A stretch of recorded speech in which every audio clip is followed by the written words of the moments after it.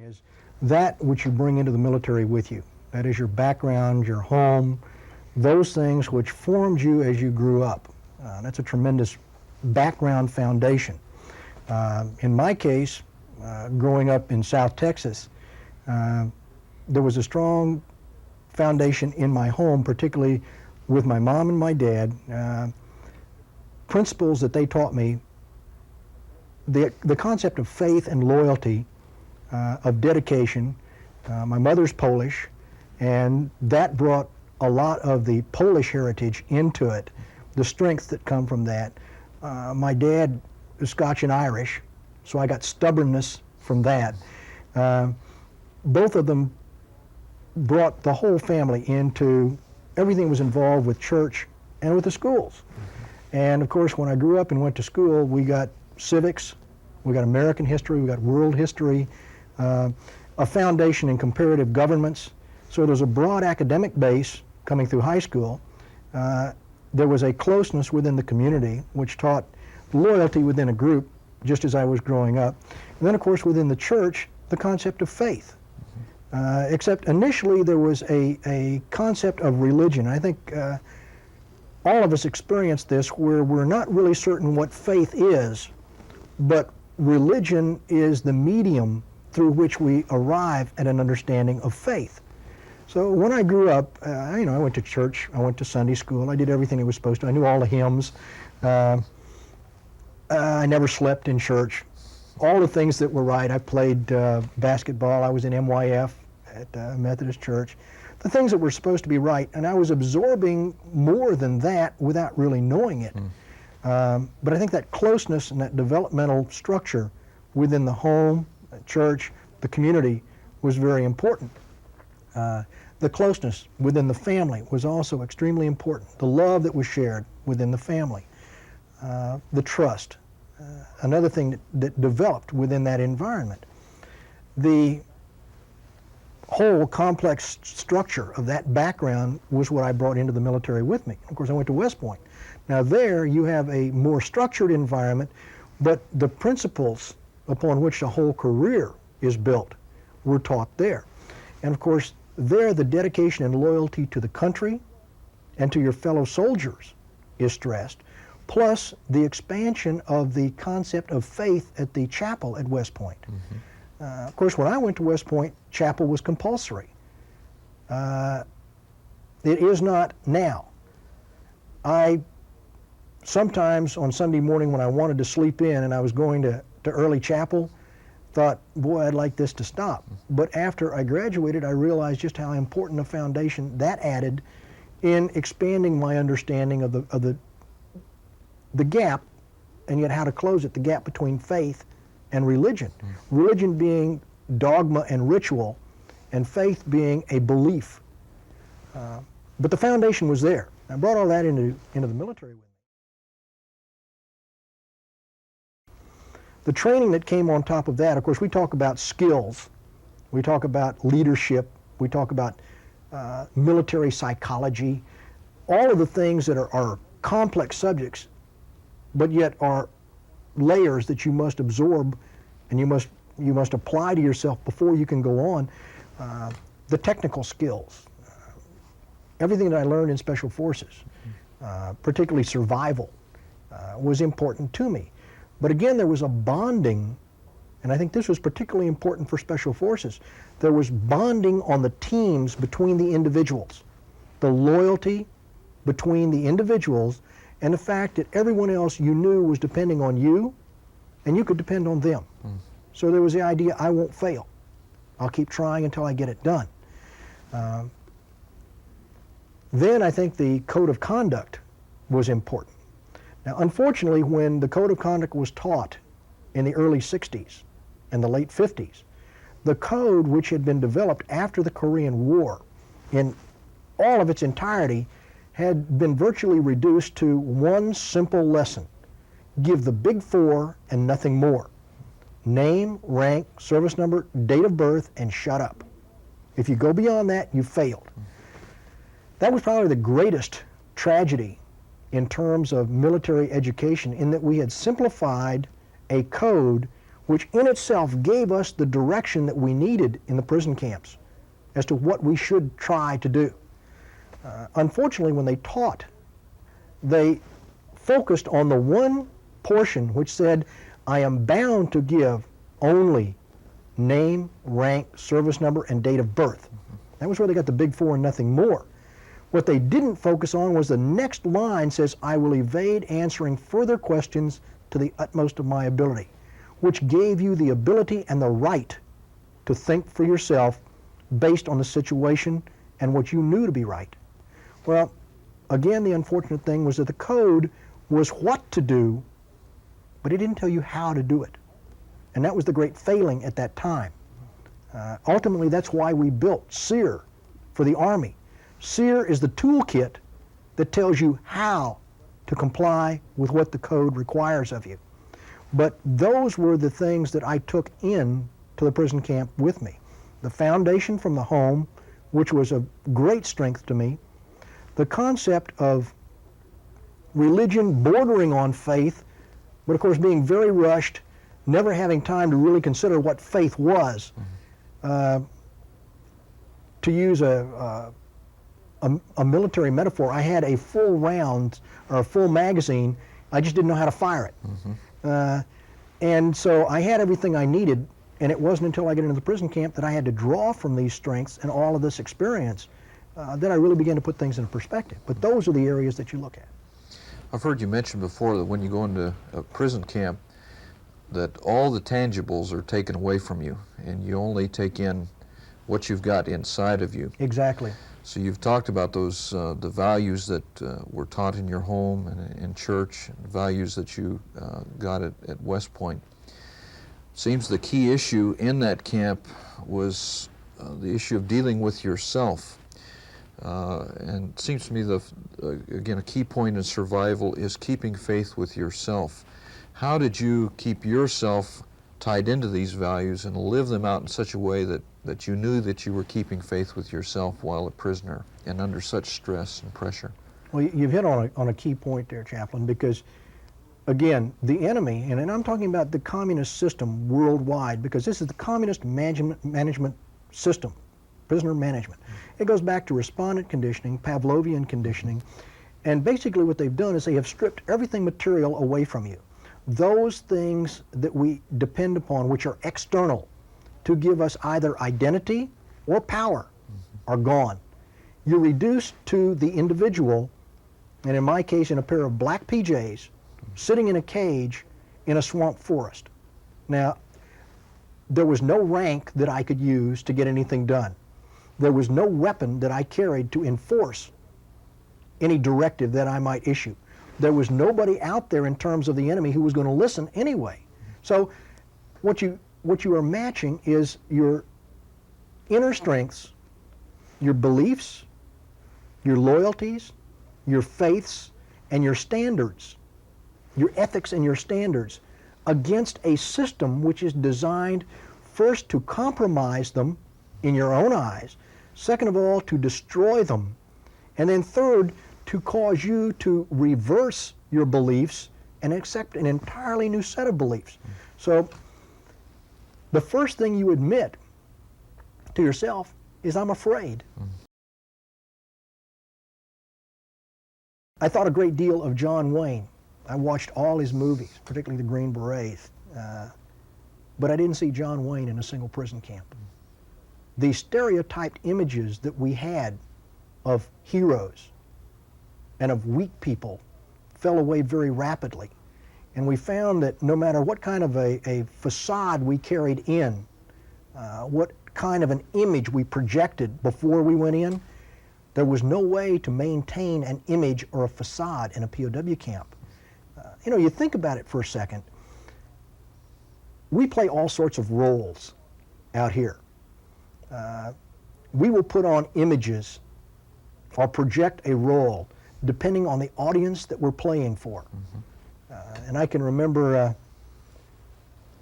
when I first came to Fort Bragg, and I remember seeing at the airports, particularly leaving Fort Bragg, the first airport you stopped at after you got your flight from Fayetteville you'd see young airborne troops go into the restroom, and they would go in slick-chested. They would come out looking like 3-year combat veterans. You know, they're going home. And the people back there have no idea of what anything means, but if you wear more of it, it's got to be good. So when they leave Fort Bragg, where everybody recognizes that, you don't put on a show. But when you're going home, you're going to put on a show. You put on one face for a girlfriend, you put on another face for your officers, your commanding officers. You put another one on for your troops. Unless you are consistent in yourself and have only one image. But that in itself is difficult. So you realize that I'm playing a role. We do it naturally.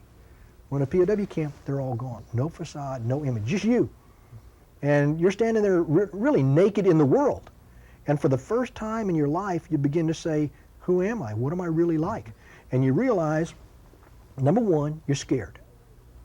And I will readily admit that I was scared because I didn't understand what was going to be done to me. I didn't know how long it was going to take. I thought I was ready for torture, interrogation, and death. That was all well and good until I was face to face with that threat. And all of a sudden, I began to realize I didn't have any preparation for that at all. And so I was looking at how do I not comply with the enemy?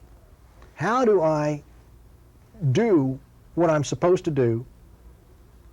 And yet, how do I continue over whatever period of time is required to do what's right? That's hard because you're looking at real life. You're not looking at an Alice in Wonderland training scenario. This is real world, and these people are going to hurt you if they have to. Well, that was the first thing. The second thing, you realize you've got weaknesses and you've got strengths. Now, you may have denied to yourself all the way through up to that point that you're weak. But every one of us has weaknesses. And some people say fear is a weakness. I don't think so. I think fear is healthy. And again, just a concept. Fear is natural. Fear is a primal instinct. And the first thing that happens is when you feel fear, your body goes into high gear. Systematically, your body preps itself for one of two things, either to fight or to run. But the senses are heightened. The adrenaline is pumping. You're stronger than you have been at any time. You can leap tall buildings in a single bound if given half a chance. But you have to control it. Because if you control it, then all of that works towards whatever end you pick out. That's a form of courage.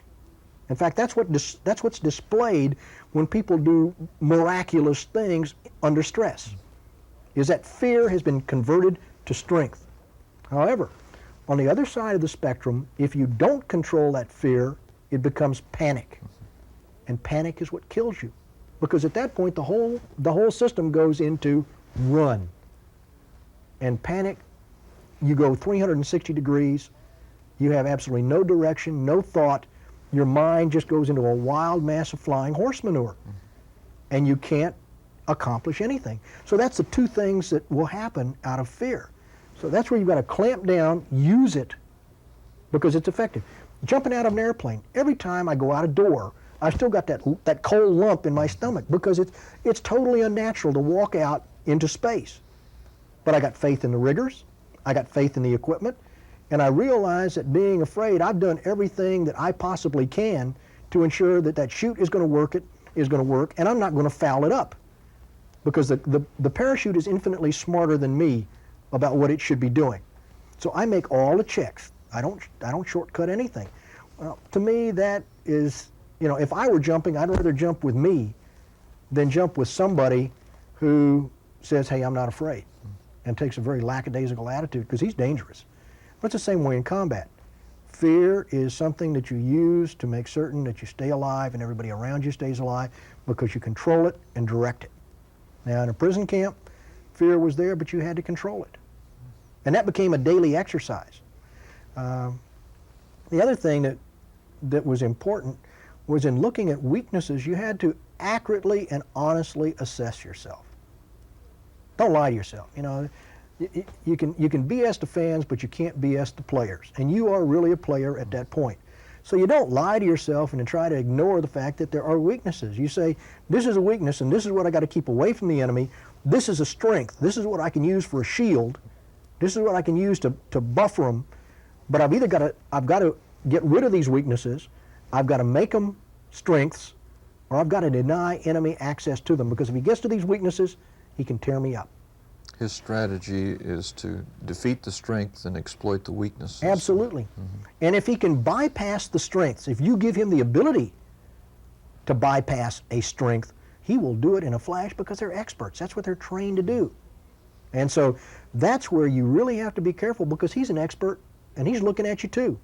He will be more objective in his assessment of you than you generally will be. So you can't mess that up. Well, again, Sly Stallone and Chuck Norris never spent a day in the camps. And I think the most dangerous thing in the world would be somebody who took that type of an attitude, which is a movie attitude, into the real world. And unfortunately today, and I think this is prevalent in the U.S., we have tended to attach a sense of reality to what we see on the screen. Chuck Norris's movie Delta Force was relating to the Desert One operation.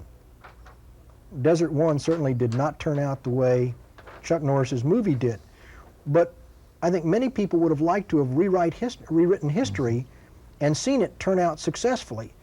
And we tend to believe what we see on film. Now, the one thing that has always intrigued me about those type of movies is the infinite magazines that the hero always has in his weapon, the 2.5 KT hand grenades that he uses, the fantastic hip shots that he makes at 300 meters, and his ability to dodge rounds. That facade of invincibility. Invincibility. There is no such invincibility on a battlefield, and obviously not in a POW camp, because you can come into a POW camp bench pressing 450 pounds. You can be a mini Hercules, Mr. America. In 6 months, you're going to be fighting to stay alive. Now, in one of the camps that I was in, they had an individual that was brought in. It's an American captain. When he was captured, he had weighed about 225, 230 pounds. Been captain of the lacrosse team at a Northeastern university. His nickname was the Bear. Big, husky, strong, very dominant. I never knew him before he was captured, but from people that had been around him, very aggressive type of individual, physically overwhelming. The Vietnamese had him for 1 year. They had him in a camp by himself.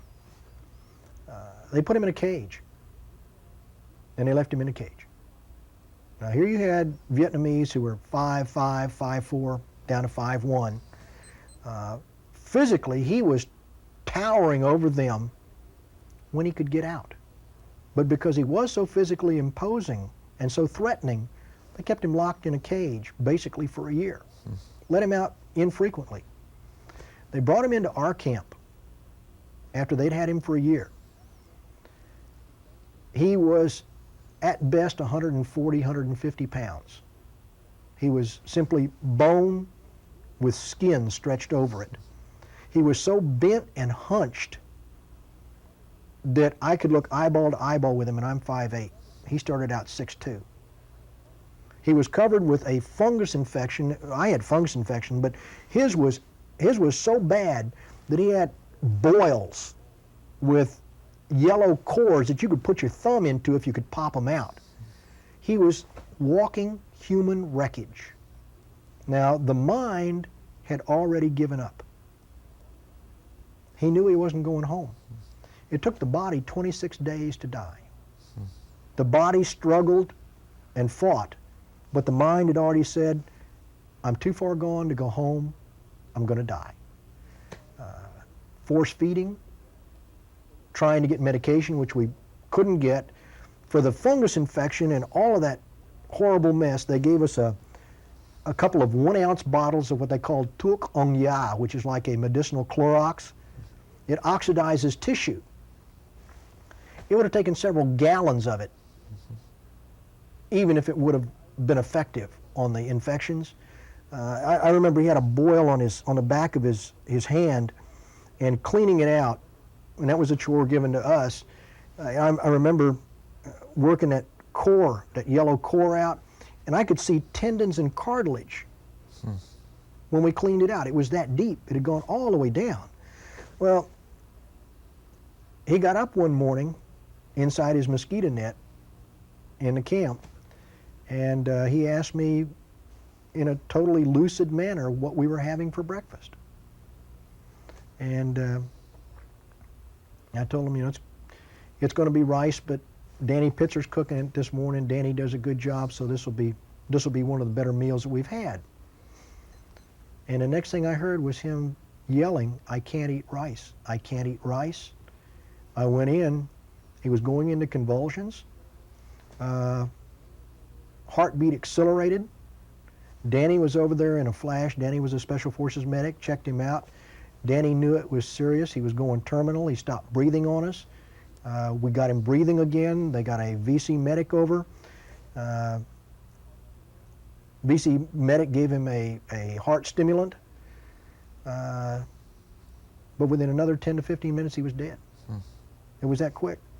And it was probably a burnout of a vital organ. There was no way we could ultimately tell. But the deterioration, the vitamin deficiency, the malnutrition, all of the organic problems that came. Now, they didn't beat him every day. They didn't torture him every day. But they took him and put him in a cage, like an animal. And there was no way he could resist because he was accustomed to physically asserting himself. They restricted him. They found the weakness. And they killed him, just as sure as if they had shot him. So that was what we looked at. Now, that's real world. Granted, he could have done a leading role in a Rambo movie. He was probably an extremely competent individual, but they found a weakness. Now, again, that's where physical strength is not going to do a bit of good. You're fighting with what you've got inside, and the faith, the beliefs, and the loyalties are the keys to the whole thing. I know you've spoken several times. I've heard you relate how particularly some passages of Scripture seem to give you strength and sustain you and give you a sense of hope in a hopeless situation. Yeah. Well, that was one of the interesting things because, again, I mentioned the difference between religion and faith. The VC, the communists, attacked religion because they understood ritual and dogma. And if you look at it, their system is filled with ritual and with dogma, except they use it to benefit the party and the system. So they attacked it in that term. They never get above a totally, if you will, political view of religion. All right. I began to realize at that point that the ritual that I had learned, the hymns, the liturgy, everything simply went to point me in a direction. Now, I drew strength from being able to do those things as a familiar ritual in the prison camp, something the communists couldn't deny me. They would put me in isolation, whatever they wanted to do. As long as I could pray, I wasn't alone. That was the first thing. That led me to the next step, which said to me, and as I developed a basis of dependence, that faith was a belief by an individual in a supreme being, however he might define it in his own religious belief. That belief in a supreme being and the ability to communicate with that God is what faith was, because praying was that communication. Now, you know, it's hard for people to think of sometimes, and some people sometimes get edgy or uncomfortable. I'm just relating, you know, in my experience, the one thing that was essential, that was the foundation for everything else that went on, because that gave me my alternative. Was that if, and I think Rocky Versace, who was captured with me and was executed by the VC, Rocky was a staunch Catholic, but I think he said it extremely well, and he said this to a VC cadre. Actually, he shouted it at him. I could hear it all the way across the camp. I was out in my cage in the back of the camp, and Rocky was in indoctrination. And he told the cadre, he says, look, as long as I'm true to my God and true to myself, then whatever's waiting for me is better than anything you could offer me. And that's where, you know, you reach the juncture. And you say, well, if I am true to my beliefs, both in this world and in the next, then I've got a chance to walk both roads. And either way, it's going to be good.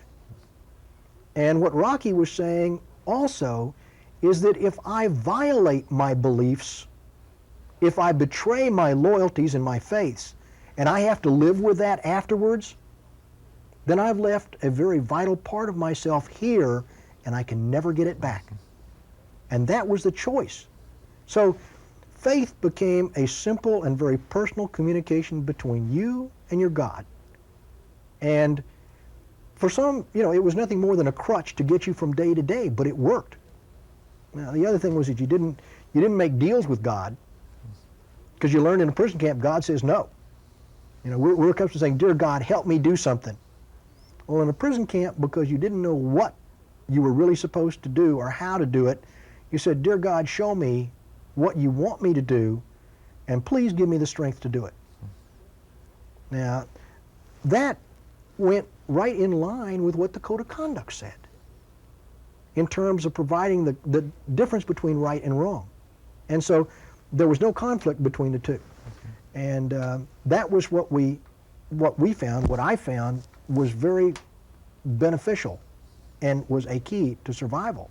So in that, you know, I'd go into isolation and I'd pray, and then all of a sudden 3 things that I had learned, and one that I really hadn't remembered learning, but the story came back to me, were essential and were really what I depended on. One was the 23rd Psalm, one was the 91st Psalm, and the other was the book of Job. And of course, the 23rd Psalm was the Psalm of comfort. And I was in the valley of the shadow of death, and I knew that for a fact. But at the same time, I wasn't that afraid when I realized that I had that to lean on. The 91st Psalm, the Psalm of hope. The book of Job was the one that wiped away self-pity. And that's the other thing that kills in a POW camp is self-pity.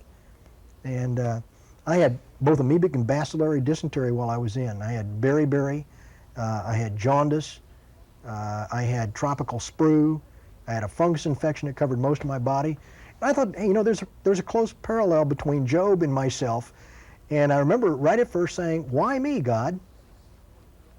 And then the book of Job started to come back, the story of Job. And I realized that the answer is simply because. Why? Because. And then the next thought that came in was that somewhere I remember that God only tests those that he loves. And I thought, boy, you must really love me. You really are testing me, so you really must love me. And I figured that there must be something that I was supposed to learn.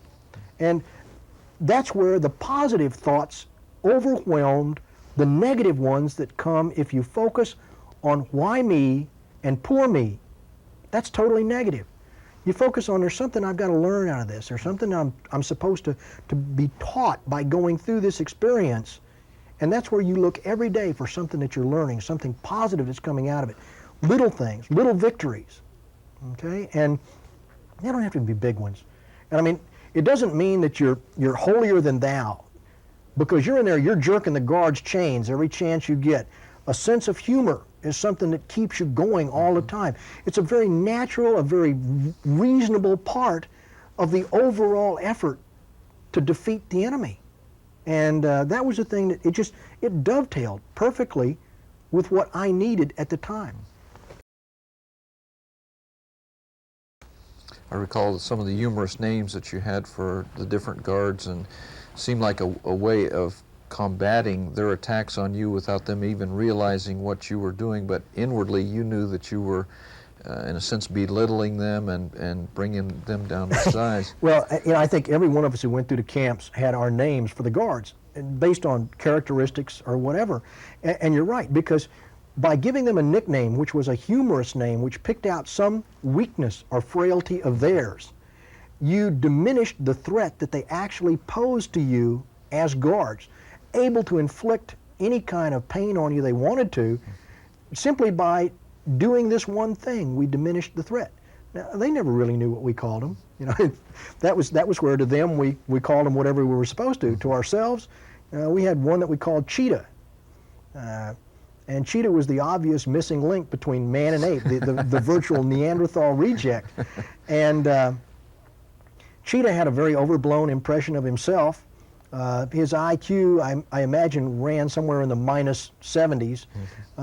He was not even skilled in his own language, in Vietnamese, but he was attempting to learn English. And we helped him a couple of times, which put him in really bad shape. But there was a foil that we used for what we were going through. And you could always look at Cheetah, and as soon as you thought Cheetah, you smiled. And that was what you needed. That was just that little ray, enough to curl the corners of your lips up, and you had a smile where otherwise you were down. And that is true. That was one of the important things. The other thing was, fortunately for me, we were in the South, and we were in a swamp forest, so there were animals. And being in Special Forces, nature was something I was accustomed to enjoying. And so I would look out, I would see the animals, the birds, whatever, just to be able to see the sky. When there was not double canopy overhead. It was like taking a deep breath. If I had been in a cell, locked away from all of that, it would have been much more difficult for me. But again, there I was in the optimum environment. If I had to suffer, that was a place to do it, because at least there was nature around me that I could draw sustenance from, I could draw a spiritual uplift from. Again, praying. That's the biggest chapel you've got.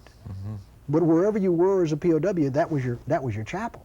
So it all just seemed to form into an environment which was supposed to be hostile, but I found things within it that helped me.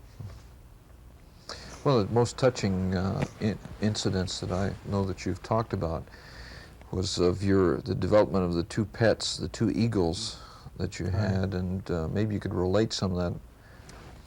That was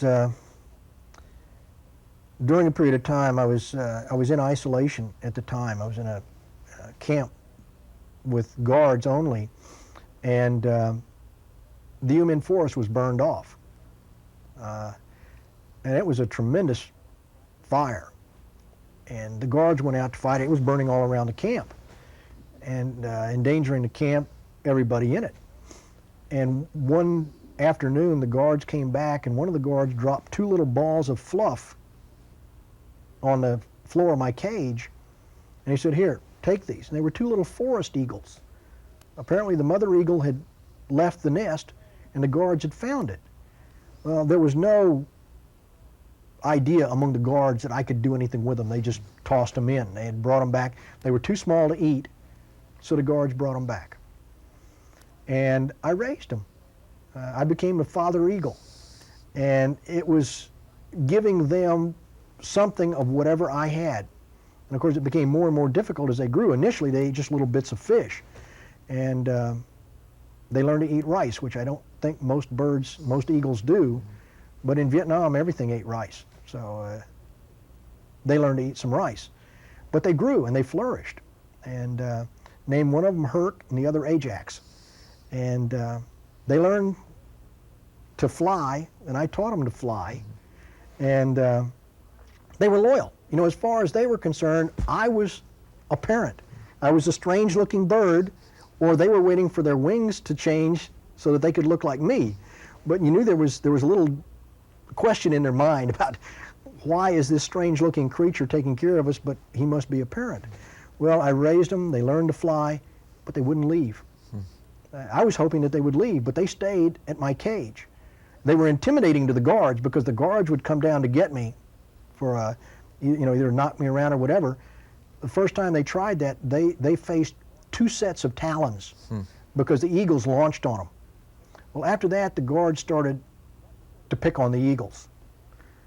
That was sort of tempered by the fact that the cadre used that as a sideshow when they had visiting cadre come in, was that here was an American prisoner who had raised 2 forest eagles. Of course, they took the credit for it happening, but the American was doing something which was unusual. And then one of the cadre, because he didn't want the eagles to leave, clipped the wings. One of the birds. And I think it was Ajax that he clipped his wings. Well, Herc wouldn't leave Ajax. And the horrible thing was to watch an eagle who had flown suddenly find out he couldn't fly. And to see him standing on top of that hut, flapping, frantically trying to get off the ground, seeing the other one up there circling. And you could see him die a little bit each day. And then the cadre told me that they were going to move the camp, and they were going to go ahead and kill my eagles. And that was probably the most difficult thing that I ever had to do, but I had seen the guards torture animals. And I knew that they would do that to the birds simply because they didn't like the birds. The guards would have had their chance at them. And I decided that if the birds were going to die, that I should be the one to do it, because at least they'd die quickly. And I tell you, Chaplain, that was the hardest thing I think that I had to do the whole time I was in, because the birds never once doubted me. Ultimate trust. Ultimate trust. And I had to kill them. I even laid Ajax's head down and put it over a little stick so I could chop it. He didn't even resist. I mean, no problem. He was just trusting this was another game that I was going to play with him, and he was willing to go along with it.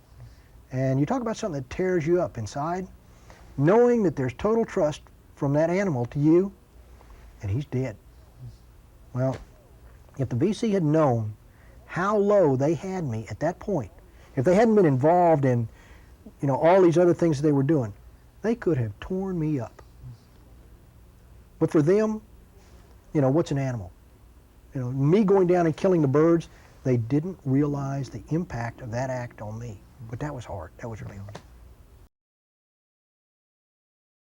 In looking for weaknesses and exploiting it, had 2 types of isolation. One is individual isolation, and that can either be perceptual or simply social.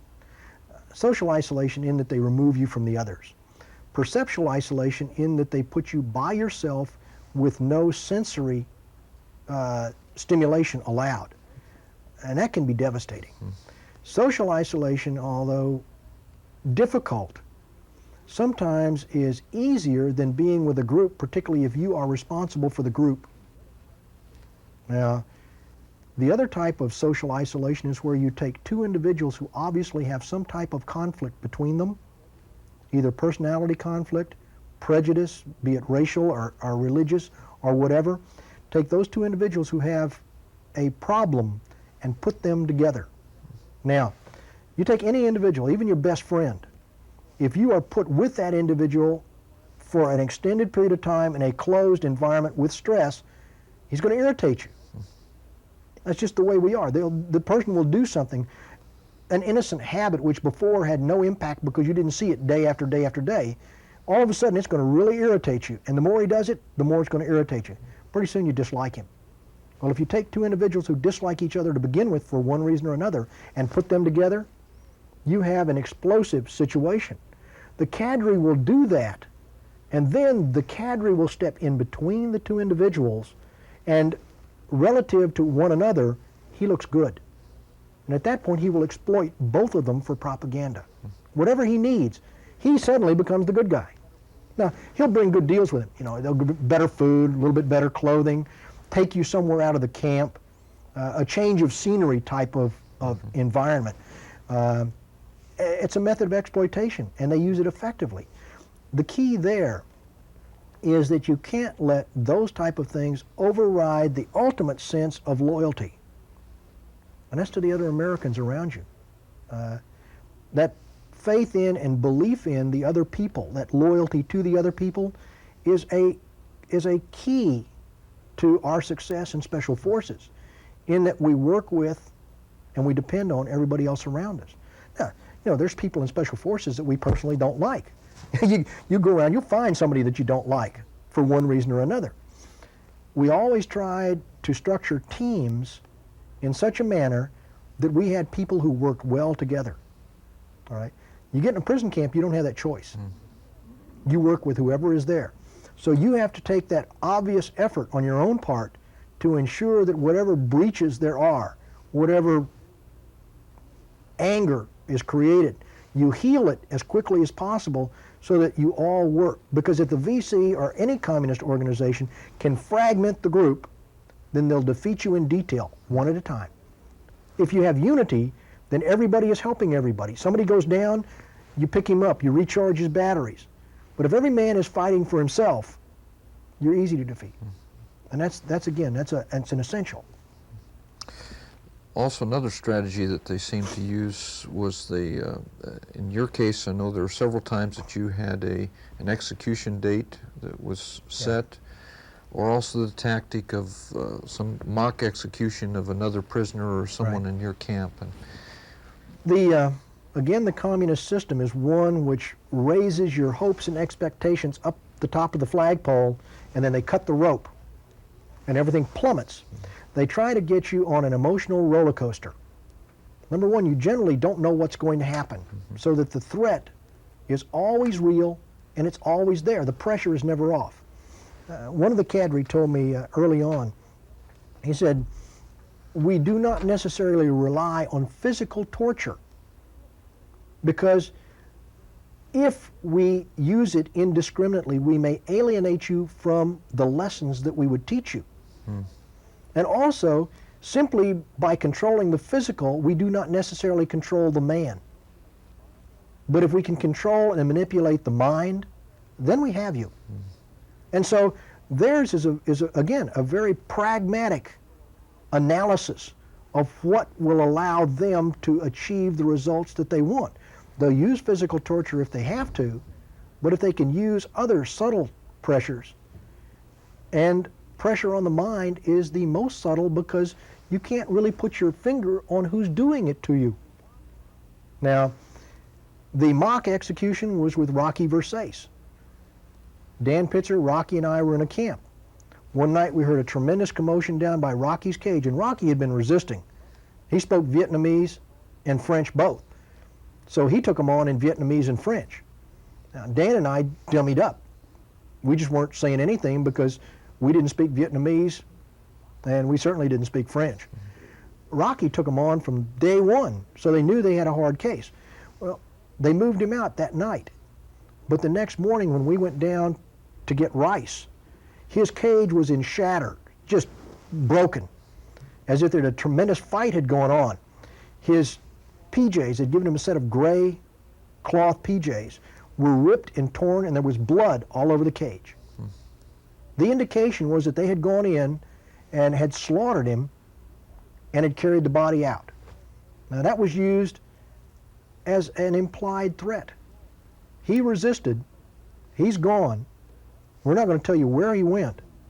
And it had an impact, no doubt, had an impact on both of us.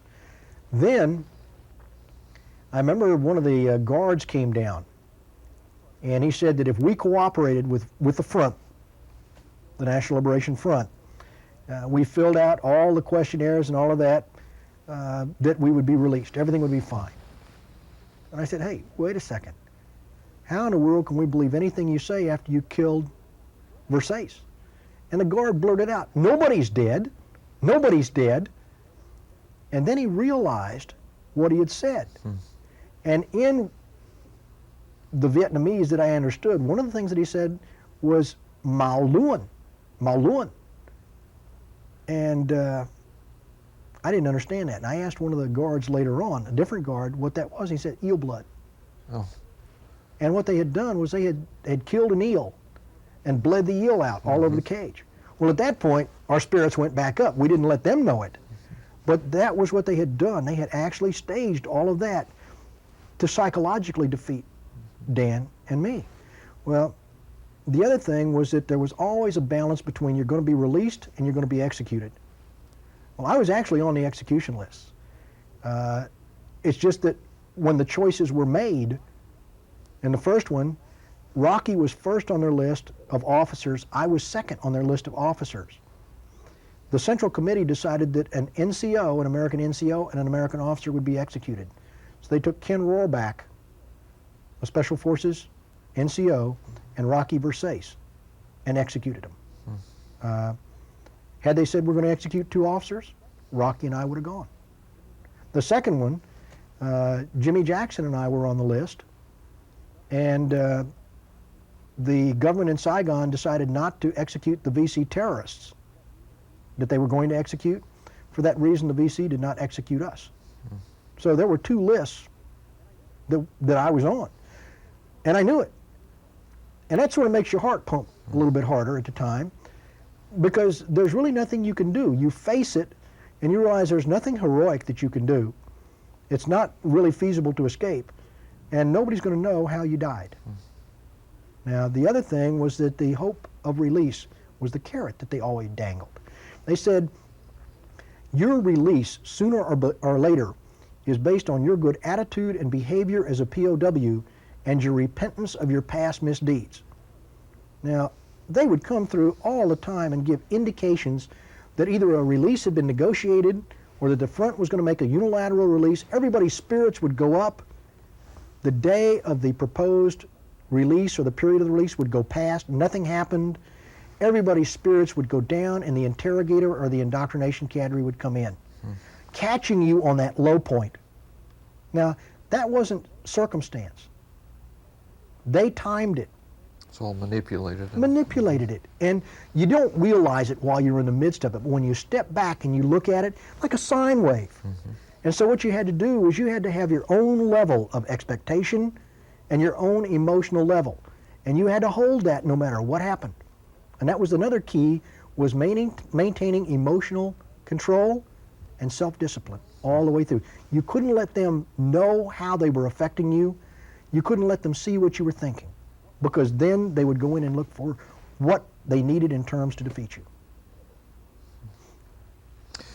One of the tactics also I note from your book was the showing some favoritism for their own purposes to exploit prisoners, and then the charges and counter charges of pitting prisoners against each other with this issue of collaborating with the enemy. That again was a method of dividing the group, and we use it in our own techniques trying to break prisoners apart, is give the impression that one of them is getting a good deal, maybe for no reason at all, but to damage that person or that individual standing within the group and to isolate him, to have him alienated.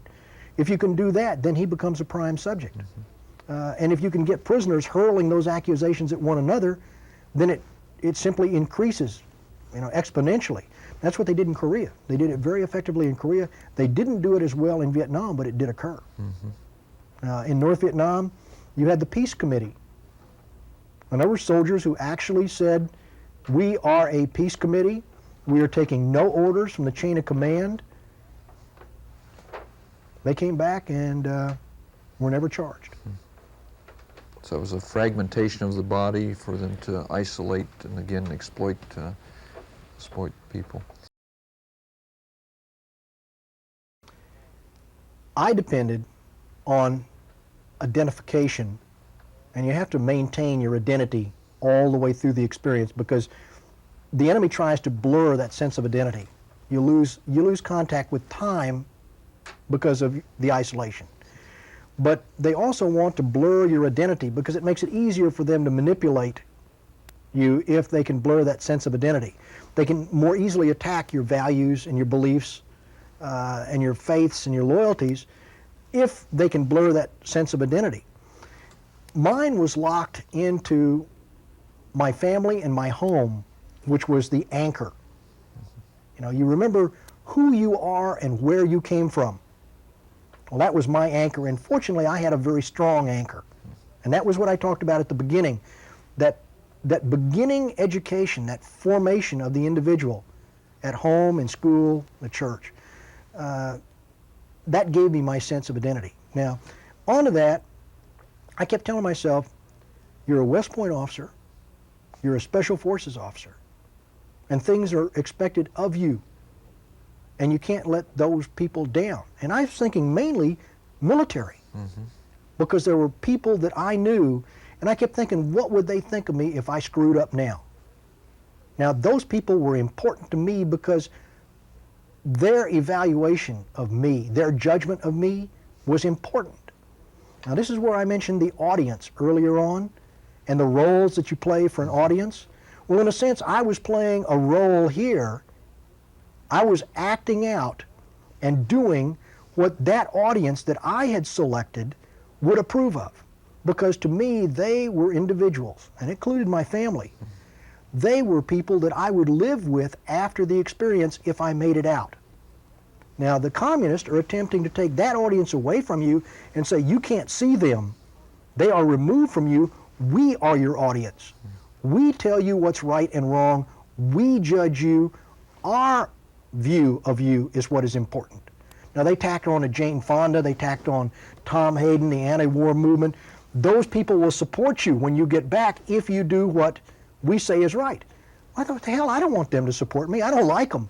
You know, I don't want that group for an audience. I've chosen my audience. You're a West Pointer. You're a Special Forces officer. You're a Texan. You know, these things are important. This gives you a direction. These are the things that are expected of you. And pretty soon it would start to get to the point that I said, all right, you know, no matter how it turns out, this is what I've got to do. When it came down to that, this is right. I'm supposed to do it, I will do it. When you come down to the loyalties, and when you take the oath, and you come into the military, you raise your hand, and you pledge to defend the Constitution of the United States against all enemies, foreign and domestic, you know, even at the risk of your life. Well, you realize that very clearly in a POW camp when it comes down to the risk of your life, because you remember that expendable was written right across those BDUs. And you're no less expendable in a POW camp than you are on a battlefield. And when you come down to it, hardcore, we go out to do what our country has asked of us. If we're not willing to, we're in the wrong business. Because they tell that to us up front. And if we kid ourselves, particularly in Special Forces, that's the wrong kind of thing to tell ourselves. You have to realize that there will be things asked of you that you don't agree with. If you're not willing to do them, then get out. And the taskings that we receive, and in the prison camp, that was it. The government was somewhat removed, the government as an entity. The Constitution, the concept of the country, was not, because that was deep inside. Now, a lot of that came from what I got in high school, because I understood what the Constitution was about. I understood what the Declaration of Independence was about. I understand why and how our country was founded. I realized the basis for those documents. And I began to wonder a little bit, though, because in 1967, when the VC were pounding us with propaganda, and in my case, I was in isolation, so I was the only one in the camp, we were getting the New York Times, the Washington Post, Time magazine, and a Congressional Record. And I was being, you know, verbally beaten over the head each day with comments by my own senators and congressmen. Now, the code for me said, I will make no oral or written statement disloyal to my country, its allies, or harmful to their cause. Now, Versace was executed. Parks, Walker, and Tadios died because they were denied food and medication because they wouldn't break. Sergeant Bennett was executed. Sergeant Rohrback was executed. They wouldn't break. And yet all we had to do was to quote from the Congressional Record, and the VC would have gotten off our backs. But it says, I will make no statement disloyal to my country, its allies, or harmful to their cause. And that was where you really realized the difference between dissent and disloyalty. Dissent is what we fight to protect, the right to dissent. And I have no question with that at all. I'm still in uniform, so it means I still believe in that right. And that was when I began to realize that there was a difference between the government, the system, and some of the people in it. But that again is one of the strengths, in that I can disagree with the people because we put them in. And if they foul up, or we think they're fouling up, it's simply because we put them there. So it wasn't the system that was malfunctioning or wrong, it was individuals, in my perception, within the system that were malfunctioning and causing it to do things that I didn't think it should. But again, I was one voice, one part of the whole. My loyalties to the government per se were to the Constitution and the Declaration of Independence and the system that they represented, in that this form of government surpasses any other in terms of rights and freedoms for its people. And that was something the communist cadre never talked about, was their system. Never were they would never compare. So that was what I maintained loyalty to.